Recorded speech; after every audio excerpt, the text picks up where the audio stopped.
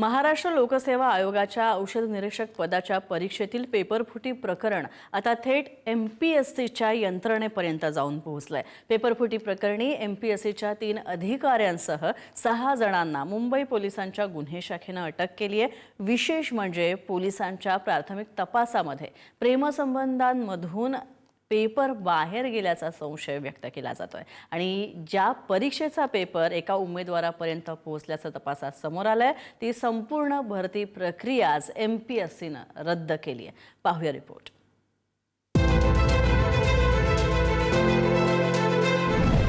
ज्या एमपीएससी परीक्षेच्या विश्वासार्हतेवर लाखो विद्यार्थ्यांचं भवितव्य अवलंबून आहे, त्याच एमपीएससीच्या औषध निरीक्षक पदाच्या परीक्षेतील पेपर फुटीनं आता मोठं वळण घेतलंय।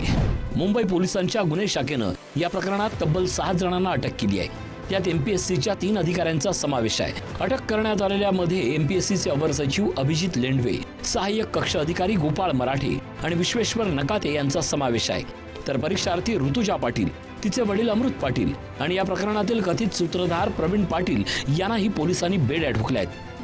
ही भरती प्रक्रिया थांबवलेली आहे, परंतु यावरच हे प्रकरण न थांबता यामध्ये कोण कोण दोषी आहे, हे कोणी कारस्थान केलं, याच्या शेवटच्या टोकापर्यंत जाऊन सर्वांवर कठोर कारवाई झाली पाहिजे। हा आयोगाचा विश्वास असाच राहणे अपेक्षित आहे। यासाठी एमपीएससी आयोगाने ह्या ज्या ड्रग इन्स्पेक्टर प्रकरणात जे कोण दोषी असतील ह्याच्यावर कठोर कारवाई केली पाहिजे।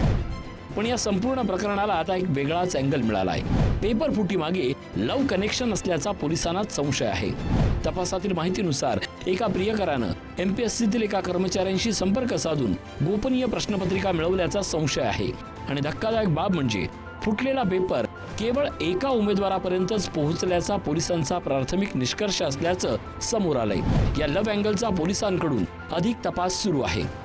पण परीक्षा रद्द करणं तुम्ही केली, तुमचं अभिनंदन आहे, परंतु सरकारला, देवेंद्र फडणवीसांना मला विनंती करायची आहे की परीक्षा रद्द करणं हे पेपर फुटीचा जो गंभीर आजार झालाय त्या आजारावरचं हे मलमपट्टी आहे। परंतु हा आजार मुळासकट जर तुम्हाला नष्ट करायचा असेल तर ह्या प्रकरणाची सखोल चौकशी झाली पाहिजे।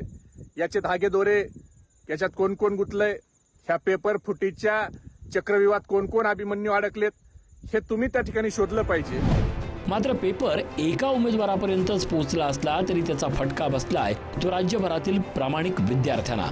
22 मार्च 2026 रोजी झालेल्या या परीक्षेतील गैरप्रकाराच्या तक्रारी आणि तपास यंत्रणांकडून मिळालेल्या अहवालानंतर एमपीएससीनं औषध निरीक्षक गट ब पदाची संपूर्ण भरती प्रक्रियाच रद्द करण्याचा निर्णय घेतलाय। फेरपरीक्षा घेण्यात येणार आहे। दुर्दैवाने ही गोष्ट ही सत्य आहे की नीटचा जो पेपर फुटला त्याचा केंद्रबिंदू हा महाराष्ट्र होता।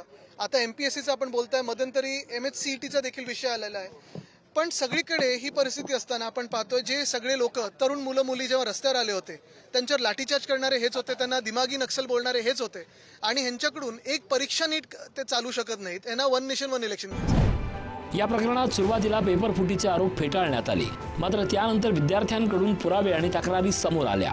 तपास सुरू झाला आणि अखेर भरती प्रक्रिया रद्द करण्याचा निर्णय घ्यावा लागला। महाराष्ट्र लोकसेवा आयोगाच्या औषध निरीक्षक या भरतीमध्ये पेपर फुटी झाल्याचं सर्वात आधी पुढारी न्यूजनं महाराष्ट्रासमोर आणलं होतं। याच बातमीची दखल घेत महाराष्ट्र लोकसेवा आयोगानं चौकशी सुद्धा सुरू केली होती।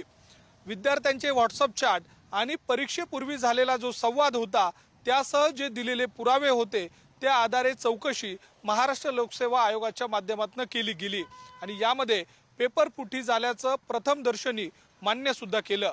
आता या प्रकरणी जवळपास 6 जणांना अटक केल्याची माहिती मिळते।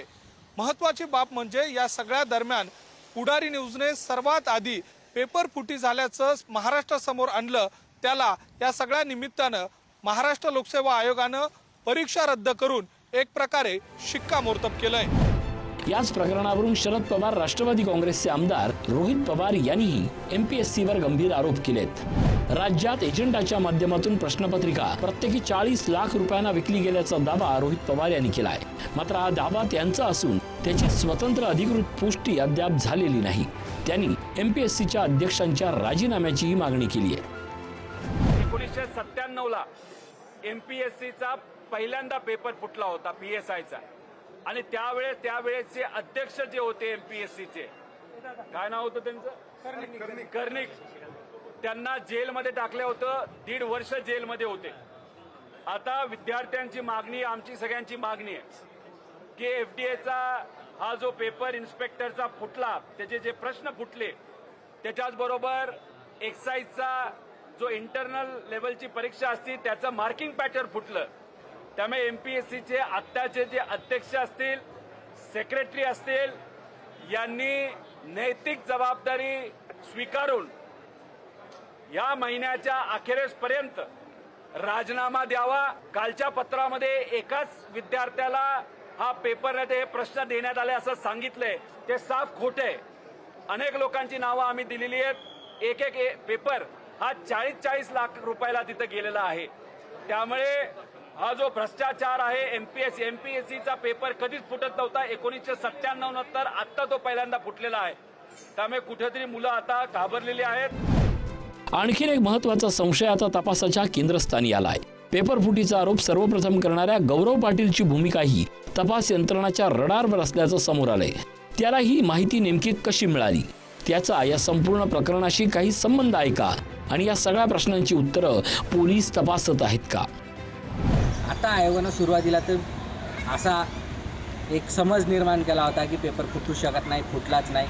परंतु अंतिमतः आयोगाने हे सत्य मान्य केले की पेपर फुटलेला आहे. पोलिसांनीही आयोगाला जो काही अहवाल दिला आहे त्यामध्ये एका विद्यार्थ्याला हा पेपर मिळाल्याची बातमी आहे. परंतु जे काय आता माहिती समोर येत आहे, 6 लोकांना अटक करण्यात आलेली आहे. जर 6 लोक एका विद्यार्थ्यासाठी झटत असतील तर हे कसं, हे न पचण्यासारखी गोष्ट आहे. यामध्ये अजूनही मोठ्या प्रमाणात संख्या असू शकते. एमपीएससीच्या मार्फत 22 मार्च रोजी घेण्यात आलेल्या अन्न व औषध प्रशासनाच्या निरीक्षक पदासाठी घेण्यात आलेल्या पेपर फुटी प्रकरणानंतर राज्यभरात मोठा प्रकरण हा गाजला होता. यानंतर मुंबईच्या एक पथक या नंदुरबारच्या ज्ञानदत्त सोसायटीमध्ये आला होता आणि संशयित आरोपी जे आहेत ऋतुजा पाटील असतील आणि गौरव पाटील यांच्या घराची झाडाझडती घेतली होती. मात्र तेव्हा कोणी कुठेही यांना पुरावे आढळले नव्हते. मात्र आता मुंबई पोलिसांनी अहवाल सादर केला आहे. त्या पेपर फुटी झाली असल्याचे सांगण्यात आले आहे आणि त्यानंतर एमपीएससीने हा परीक्षा रद्द केली आहे. पुन्हा परीक्षा घेण्याचा निर्णय घेण्यात आला आहे. तरी ह्या संपूर्ण प्रकरणात जे पेपर फुटी प्रकरणात जे प्रमुख मुख्य आरोपी आहेत, कौटल्य अकॅडमीचे संचालक प्रवीण पाटील, ते अद्याप फरार आहे. जवळपास महिनाभर उलटून गेला आहे, तरी देखील ते आजही सापडलेले नाही. एकीकडे एमपीएससीच्या औषध निरीक्षक भरतीची संपूर्ण प्रक्रिया रद्द झाली आहे. दुसरीकडे एमपीएससीच्या 3 अधिकाऱ्यांसह 6 जणांना अटक करण्यात आली आहे. आता पोलिसांसमोरचा सर्वात मोठा प्रश्न आहे, प्रश्नपत्रिका नेमकी कुठून बाहेर पडली, कोणाच्या माध्यमातून बाहेर गेली, आणि या साखळीत आणखीन कोण कोण सहभागी आहेत. कारण या पेपर फुटीचा परिणाम हजारो प्रामाणिक विद्यार्थ्यांच्या मेहनतीवर झालाय. एका कथित लव कनेक्शन पासून सुरू झालेला हा पेपर फुटीचा तपास आता थेट एमपीएससीच्या अंतर्गत यंत्रणेपर्यंत पोहोचलाय. 6 जणांना अटक झाली असली तरी पेपर फुटी मागची संपूर्ण साखळी अजून उलगडायची आहे. ब्युरो रिपोर्ट, पुढारी न्यूज.